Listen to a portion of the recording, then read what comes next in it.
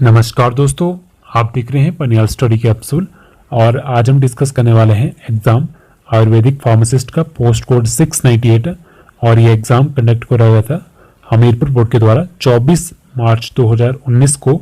Same day एक और exam हुआ था, वो था स्टेनोटाइपिस्ट का। ऑलरेडी हम डिस्कस कर चुके हैं, ऑलरेडी पूरे के पूरे पार्ट वो डिस्कस हो चुके हैं और अब हम डिस्कस करने वाले हैं आयुर्वेदिक फार्मासिस्ट का जीके सेक्शन।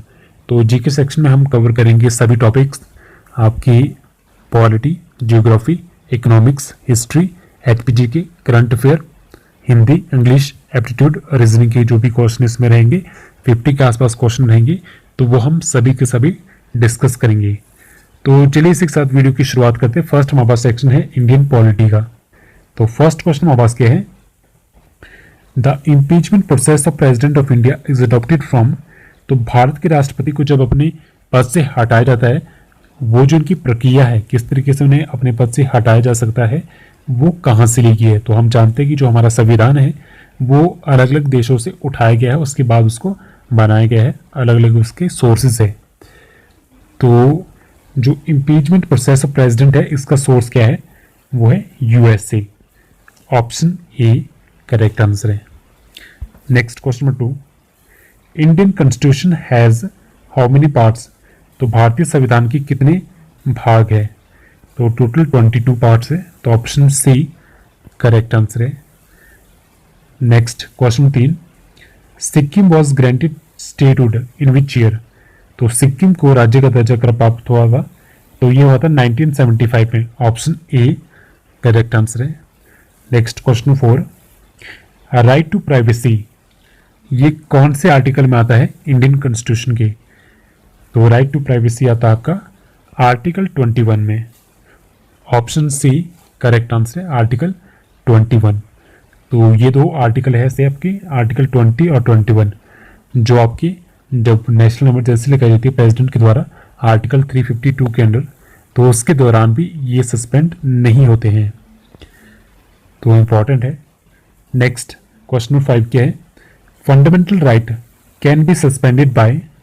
तो जो अभी मैंने बात कही, तो जब नेशनल इमरजेंसी लगाई जाती है प्रेसिडेंट के द्वारा, तब फंडामेंटल राइट आपके सस्पेंड किए जाते हैं। तो किसके द्वारा किए जाते हैं, प्रेसिडेंट के द्वारा। ऑप्शन बी करेक्ट आंसर है, और ये किए जाते हैं नेशनल इमरजेंसी के दौरान, तो article 352।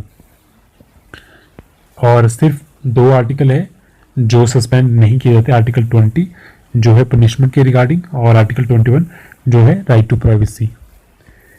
Next question number 6, next आपका क्वेश्चन जो है वो है जियोग्राफी से रिलेटेड। तो फर्स्ट क्वेश्चन क्या है, which is nearest planet to sun. तो सबसे निकट सूर्य के ग्रह कौन सा है, तो वो है मरकरी, बुध। ऑप्शन बी करेक्ट आंसर है। Next question 7, which of the following is an organic rock. तो इनमें से कौन सी एक ऑर्गेनिक रॉक यानी कार्बनिक चट्टान है। तो क्वेश्चन नंबर 7 का जो करेक्ट आंसर है वो है ऑप्शन डी, तो वो है कोयला। ऑप्शन बी करेक्ट आंसर है। Next question number 8, the world largest island is. तो विश्व का सबसे बड़ा द्वीप कौन सा है। तो क्वेश्चन नंबर 8 का करेक्ट आंसर है ऑप्शन ए, तो वो है ग्रीनलैंड। ग्रीनलैंड विश्व का सबसे बड़ा द्वीप है। Next question number 9, question number 9 क्या है, evergreen forest are found in. तो जो सदाबहार वन है वो कहाँ पे पाए जाते हैं, कौन से रीजन में पाए जाते हैं। 9 का करेक्ट आंसर ऑप्शन डी, तो ये पाए जाते हैं इक्वेटर रीजन में।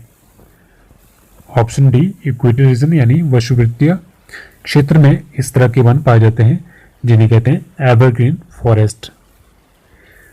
Next question number 10, the largest ecosystem of earth is. तो पृथ्वी का सबसे बड़ा जो पारिस्थितिकी तंत्र है वो कौन सा है। तो क्वेश्चन नंबर 10 का करेक्ट आंसर है ऑप्शन बी।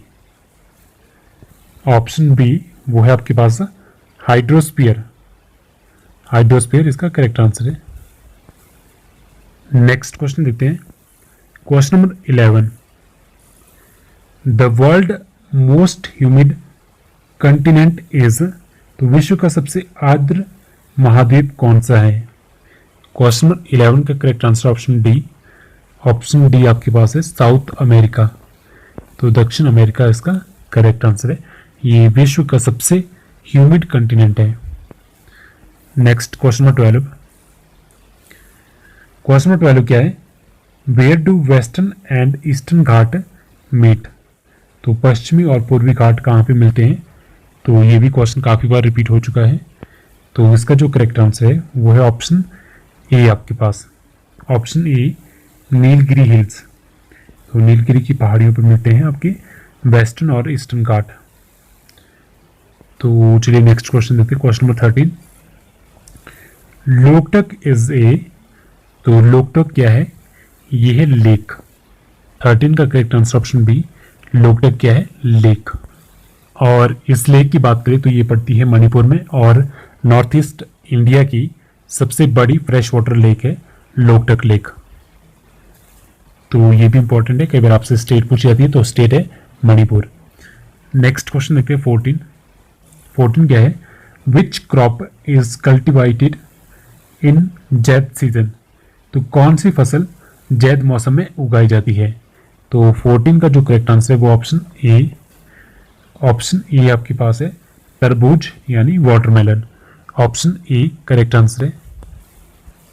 तो ये जो क्वेश्चन है ये काफ़ी बार पूछा जाता है आपके फसलों से रिलेटेड, और ऋतुओं के आधार पर फसलों का वर्गीकरण होता है। जैसे आपके पास सबसे फर्स्ट आती है रबी की फसल। रबी की फसल, तो रबी की फसल की बात करें तो ये फसलें ऐसी फसलें होती है जो अक्टूबर और नवंबर में बोई जाती है। अक्टूबर और नवंबर मंथ में आपकी बोई जाती है और उसके बाद मार्च और अप्रैल में इनकी कटाई की जाती है। एग्जाम्पल दे रहा हूँ मैं, फर्स्ट रबी फसल का एग्जाम्पल मैं आपको दे रहा हूँ, एग्जाम में पूछा जाता है। तो एग्जाम्पल है इसके गेहूँ, चना, मटर और सरसों। जो इम्पोर्टेंट है वो मैं आपको बता रहा हूँ, और आलू और दालें भी इसमें आ जाती है। नेक्स्ट है आपकी दूसरी जो है वो है खरीफ की फसल।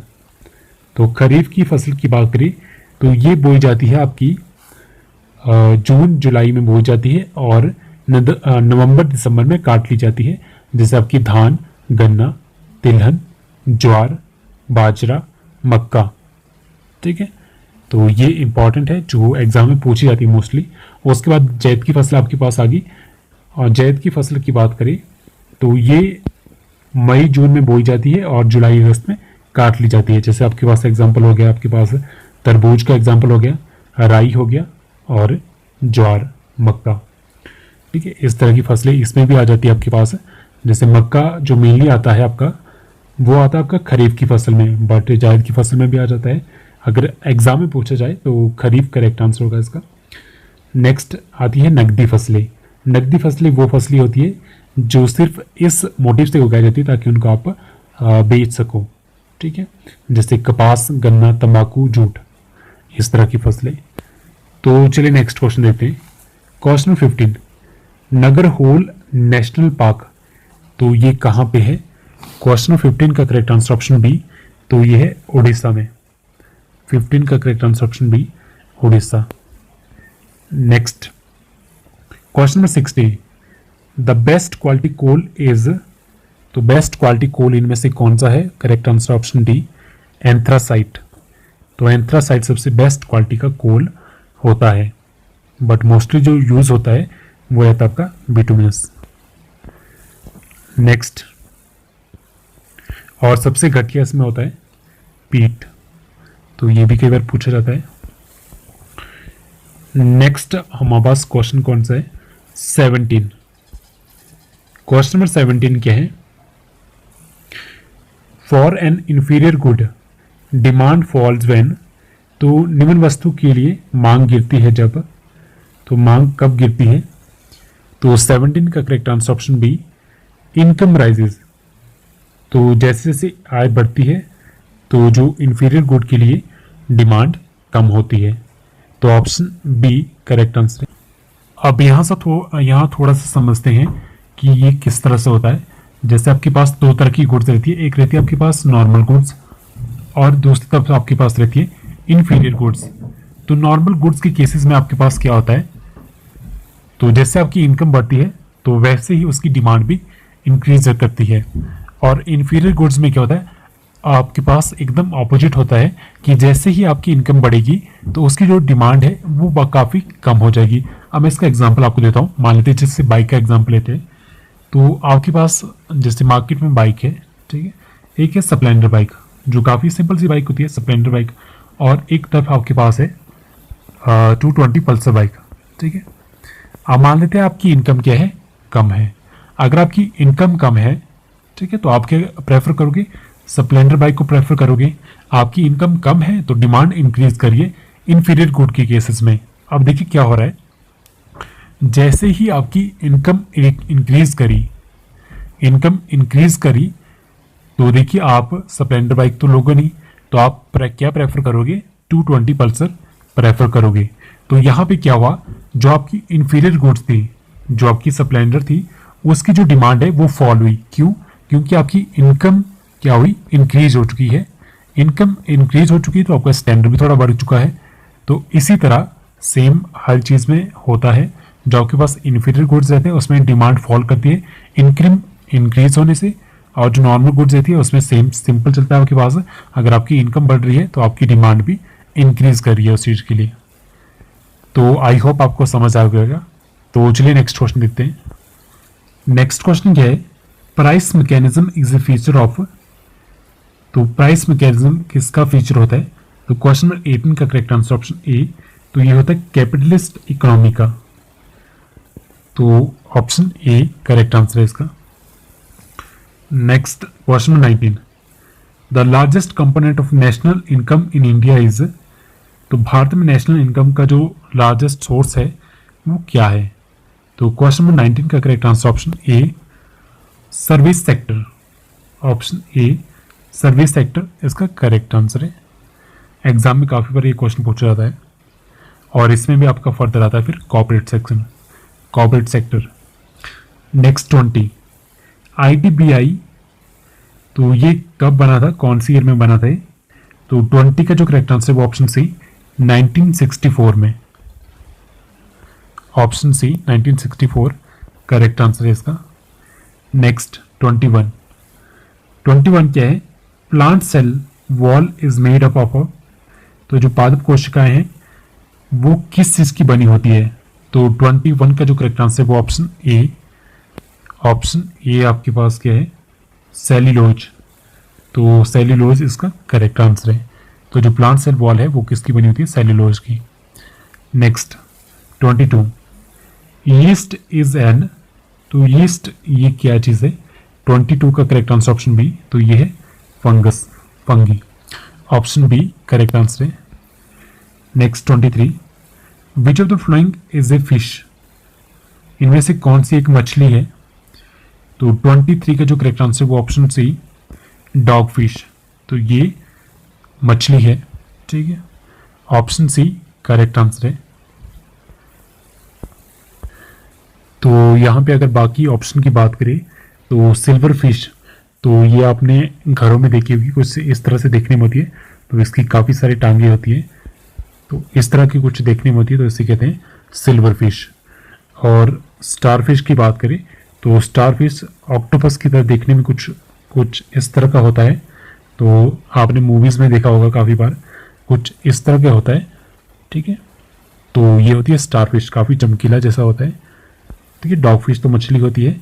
और कटल फिश की बात करें तो ये भी समुद्र में पाया जाता है, ये कुछ इस तरह का देखने को होता है, थोड़ा मगरमच्छ की तरह देखने में लगता है, तो इस तरह का होता है कुछ।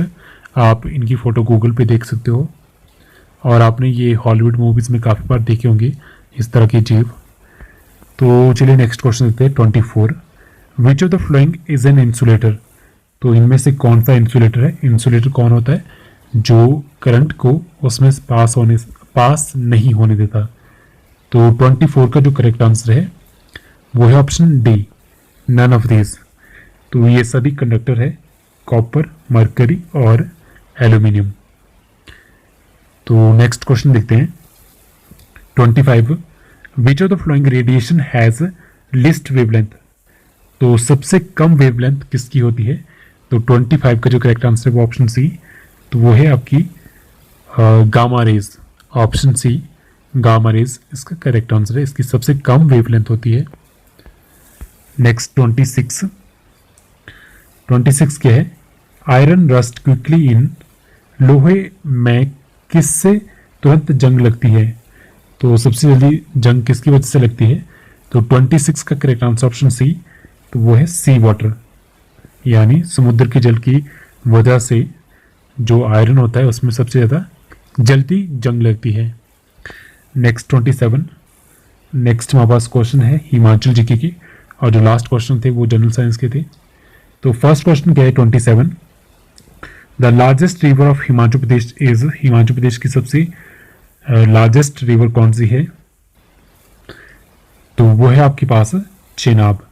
27 का correct answer option A Chenab, जो निकलती है आपकी लाहौल स्पीति डिस्ट्रिक्ट से, और ये बनती है चंदर और भागा से मिलकर, जो तांदी प्लेस में मिलती है।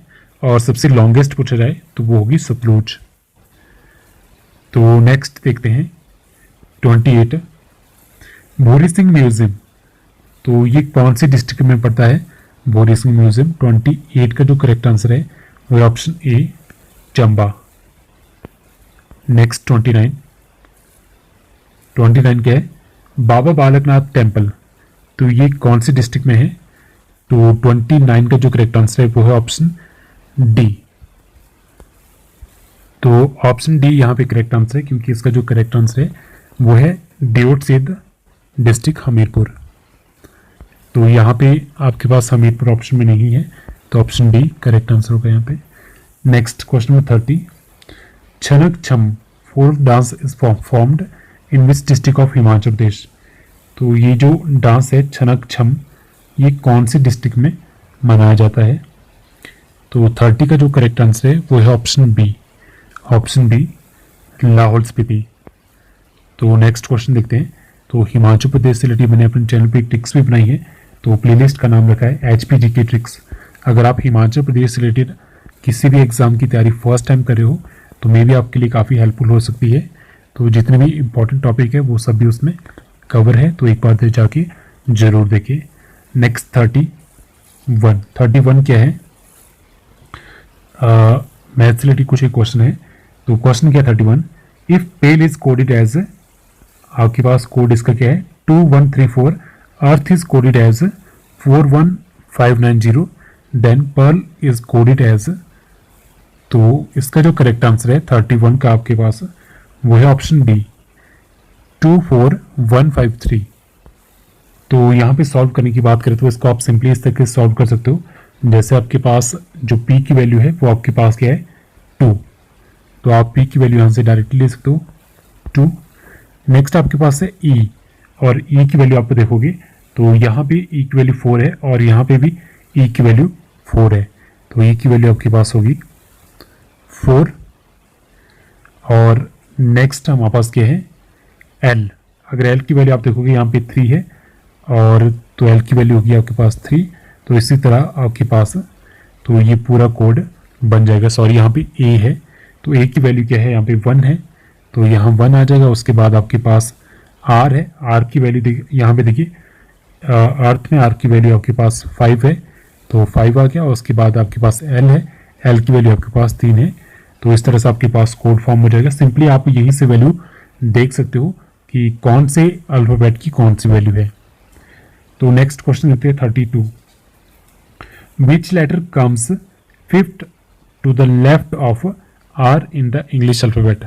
तो ये तो काफ़ी सिंपल है, आपको ABCD करके जेटर लिखना है और सिंपली देखना है कि R के लेफ्ट में कौन सा अल्फाबेट आता है 5th नंबर पे। तो मैं इसका आंसर बता देता हूँ। तो 32 का जो करेक्ट आंसर है वो ऑप्शन A M, ठीक है, आप इसे सिंपली कैलकुलेट कर सकते हो। नेक्स्ट देखते हैं 33 क्या है, who has become the youngest gold medalist in shooting at Khelo India youth games 2019। तो सबसे यंगेस्ट गोल्ड मेडलिस्ट कौन बना है? 33 का करेक्ट आंसर ऑप्शन सी अभिनव शाह इसका करेक्ट आंसर है। और उनकी उम्र केवल अभी 10 साल की है, तो 10 साल की उम्र में ये गोल्ड मेडलिस्ट बन चुके हैं। और इसकी बात करें खेलो इंडिया यूथ गेम्स 2019, तो ये हो रहे हैं पुणे महाराष्ट्र में, और ये जो करंट अफेयर है ये है जनवरी मंथ की। नेक्स्ट क्वेश्चन देखिए 34, which country has taken over the chair of group of 77 G77 for 2019। तो 34 का जो करेक्ट आंसर है वो है ऑप्शन डी पैलेस्टीन। तो ये इसका करेक्ट आंसर है। Next 35, which city was the venue of first ever global aviation summit 2019। तो 35 का जो करेक्ट आंसर है वो है ऑप्शन ए, तो ये हो रहा है मुंबई में। Next 36, who has been appointed as the new president of film and television institute of India FTII। तो नए प्रेसिडेंट कौन बने हैं इसके? तो 36 का जो करेक्ट आंसर है वो ऑप्शन डी ब्रिजेंद्र पाल सिंह इसका करेक्ट आंसर है 36 का। नेक्स्ट क्वेश्चन देखते हैं वापस क्या है। 37 इंग्लिश से रिलेटेड कुछ क्वेश्चन है। तो क्वेश्चन क्या है, मीनिंग ऑफ द ईडियम, आपके पास ईडियम कौन सी है? From head to foot. तो इसका मीनिंग क्या है 37? तो इसका जो करेक्ट मीनिंग है यहाँ पे वो है option C, all over the body. ठीक है, फ्रॉम हेड टू फुट का मतलब होता है आपका पूरा शरीर आ जाता है उसमें। जैसे आप अगर नहाते हो कभी तो पूरे के पूरे शरीर में रब करते हो, ठीक है, तो वैसे आप बोल सकते हो from head to foot, all over the body. Next वापस क्वेश्चन किया 38, synonym of the word scrupulous. तो इसका मीनिंग होता है ईमानदार, होशियार, सच्चा आदमी। ठीक है, तो यहाँ पे जो इसका मीनिंग है, जो सिनोनिम है इसका सेम मीनिंग है, वो है केयरफुल ऑफ डिटेल्स। जो हर चीज़ के लिए केयरफुल रहता हो तो उसे कहते हैं स्क्रपलस। तो 38 का correct answer option D, careful of details. तो हर चीज़ के लिए होशियार रहता है। Next 39, aggressive reaction do not take the form blank direct attack. तो 39 का correct answer option D of aggressive reaction do not take the form of direct attack. Next 40, निर्लज में कौन सा समास है? तो 40 का करेक्ट आंसर ऑप्शन ए, तो ये है अव्ययी भाव समास। नेक्स्ट 41, शुद्ध शब्द कौन सा इनमें से? 41 का करेक्ट आंसर ऑप्शन डी, तो वो है विशिष्ट। ऑप्शन डी करेक्ट आंसर है। नेक्स्ट 42 क्या है? अन्वय का संधि विच्छेद क्या होगा? तो 42 का करेक्ट आंसर ऑप्शन सी, अनु प्लस अय। तो ये इसका करेक्ट आंसर है। नेक्स्ट क्वेश्चन देखते हैं वापस क्या है। नेक्स्ट है 163। तो 163 क्या है? What was the strength of Indian economy. तो भारतीय अर्थव्यवस्था की शक्ति क्या थी? तो 163 का जो करेक्ट आंसर है वो ऑप्शन ए, तो वो थी एग्रीकल्चर। ऑप्शन ए एग्रीकल्चर इसका करेक्ट आंसर है। नेक्स्ट 164, द फर्स्ट तीर्थंकर ऑफ जैन वॉज। तो जैन धर्म के सबसे पहले तीर्थंकर कौन थे? तो ऋषभनाथ। ऑप्शन डी इसका करेक्ट आंसर है। और सबसे लास्ट कौन थे? तो वो कमेंट सेक्शन में कमेंट करके बताइए, तो वो काफ़ी बार एग्जाम में पूछा जाता है। तो नेक्स्ट देखते हैं 165, who was the first known Gupta rural. तो प्रथम गुप्त शासक के रूप में कौन जाना जाता था? तो 165 का जो करेक्ट आंसर है वो ऑप्शन ए, तो उनका नाम था श्रीगुप्त। ऑप्शन ए श्रीगुप्त इसका करेक्ट आंसर है। Next 166, the capital of Pallavas was. तो पलवास की कैपिटल कौन सी थी? तो 166 का जो करेक्ट आंसर है वो ऑप्शन बी, तो वो थी कांची। ऑप्शन बी कांची इसका करेक्ट आंसर है। और यहाँ से इंपॉर्टेंट क्वेश्चन ये पूछा जाता है कि इनके जो प्रसिद्ध शासक थे वो कौन से? तो उनका नाम था नरसिंह वर्मन, और इन्होंने महाबलीपुरम नगर की स्थापना की थी जो तमिलनाडु में पड़ता है, और इन्होंने 7 पगोड़ा का निर्माण भी करवाया था। ठीक है, जिनका नाम था नरसिंह वर्मन, और ये पल्लव वंश के ही रहने वाले थे। और पल्लव वंश के जो संस्थापक थे उनका नाम था सिंह विष्णु। तो ये भी काफ़ी बार आपसे पूछा जाता है, तो हर एक चीज़ इंपॉर्टेंट है। नेक्स्ट क्वेश्चन देखते हैं हमारे पास क्या है।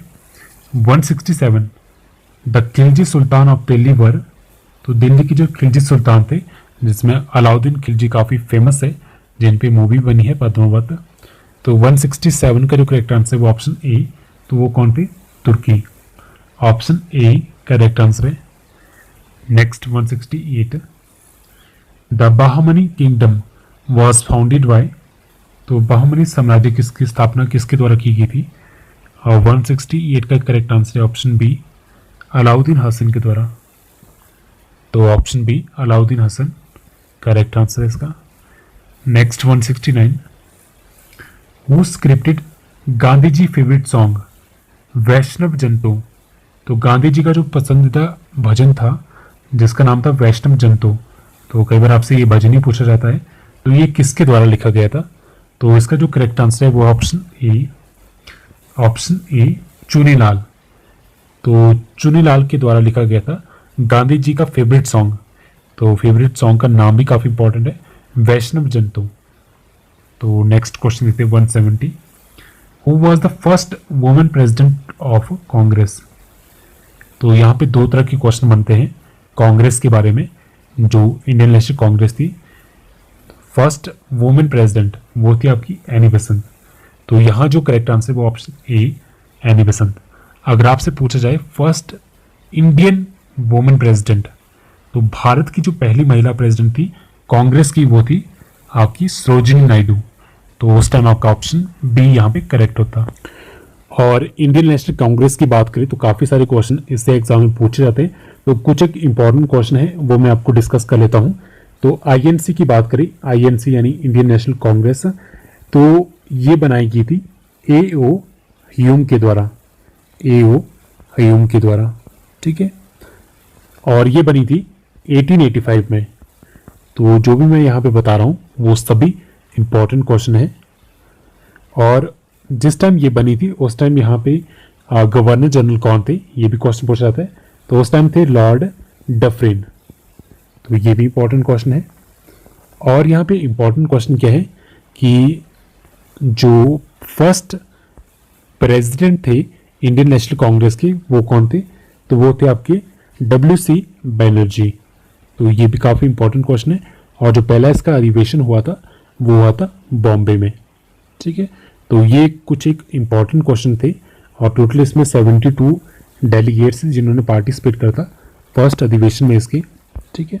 तो ये कुछ एक इम्पॉर्टेंट क्वेश्चन है जो एग्जाम में पूछे जाते हैं। इसके रिगार्डिंग आईएनसी के रिगार्डिंग काफ़ी सारे एग्जाम में क्वेश्चन बनते हैं, ठीक है। तो जो इम्पोर्टेंट क्वेश्चन थे वो मैंने आपको बता दिए। तो आज के लिए इस वीडियो में फिलहाल इतना ही। आज हमने डिस्कस करे टोटल जितने भी क्वेश्चन पूछे गए थे हमीरपुर बोर्ड के द्वारा आयुर्वेदिक फार्मासिस्ट पोस्ट कोड 698 के एग्जाम में जो हुआ था 24 मार्च 2019 को। इन केस अगर आपको कोई डाउट हो तो आप कमेंट सेक्शन में कमेंट करके बता सकते हो। और अगर आपको वीडियो अच्छी लगी तो लाइक, कमेंट एंड शेयर जरूर कीजिए। सो आज के लिए फिलहाल इतना ही। So thank you so much.